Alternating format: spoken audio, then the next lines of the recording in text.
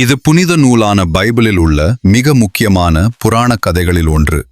நீதிமான் நோவா பற்றிய கதை. இது மனிதர்களின் தீமையும் கடவுளின் தீர்ப்பும் மீட்பும் பற்றி சொல்லும் ஒரு பெரிய நிகழ்வு.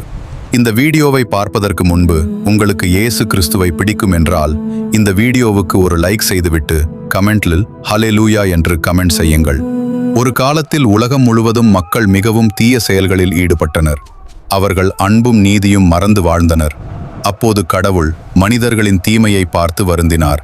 அந்த நேரத்தில் நோவா மட்டும் நல்ல மனதுடன் கடவுளுக்கு பயந்து வாழ்ந்தார். அவர் நேர்மையானவர், நல்ல குடும்ப தலைவன். கடவுள் ஒரு நாள் நோவாவிடம் சொன்னார், உலகம் முழுவதும் பெரிய வெள்ளம் வரும். நீ ஒரு பெரிய கப்பல் கட்டு, உன் குடும்பத்தையும் ஒவ்வொரு மிருகத்திலும் 2ஆக எடுத்துக்கொள் என்று கூறி கட்டளையிட்டார்.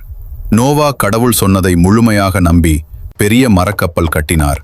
அந்த பகுதியிலுள்ள மக்கள் இவர்களை அடிமுட்டாள்கள் என்று நினைக்கிறார்கள். இந்த முழு பூமியும் பெருவெள்ளத்தால் அழியப் போகிறது என்ற செய்தியை கேட்டு கேலி செய்கிறார்கள். அந்த கப்பல் வளர வளர அவர்களுடைய கேலி கிண்டலும் வளர்கிறது. நோவா சொல்வதெல்லாம் நடக்கவே நடக்காது என்று நினைக்கிறார்கள். அழிவை பற்றி நோவா சதா எச்சரிப்பது அவர்களுக்கு சுத்த அபத்தமாகப்படுகிறது. முட்டாள்தனமான ஒரு வேலைக்காக ஒரு மனிதன் தன் வாழ்க்கையையே, தன் குடும்பத்தாரின் வாழ்க்கையையே வீணாக்குவதை அவர்களால் கொஞ்சம் கூட புரிந்து கொள்ள முடியவில்லை. நோவா கடவுள் கூறியபடி அனைத்து மிருகங்களிலிருந்தும் 2ஆக எடுத்துக்கொண்டார்.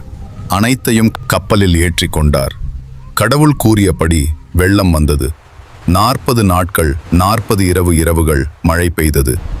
நீரால் பூமி முழுவதும் மூழ்கியது. ஆனால் நோவாவின் கப்பல் மட்டும் நீரில் மிதந்தது. அவரும் அவரது குடும்பமும் மிருகங்களும் பாதுகாப்பாக இருந்தனர்.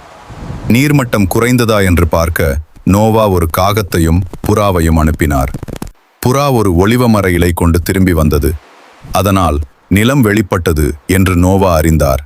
நீர் குறைந்த பிறகு அவர்கள் கப்பலிலிருந்து வெளியே வந்தனர்.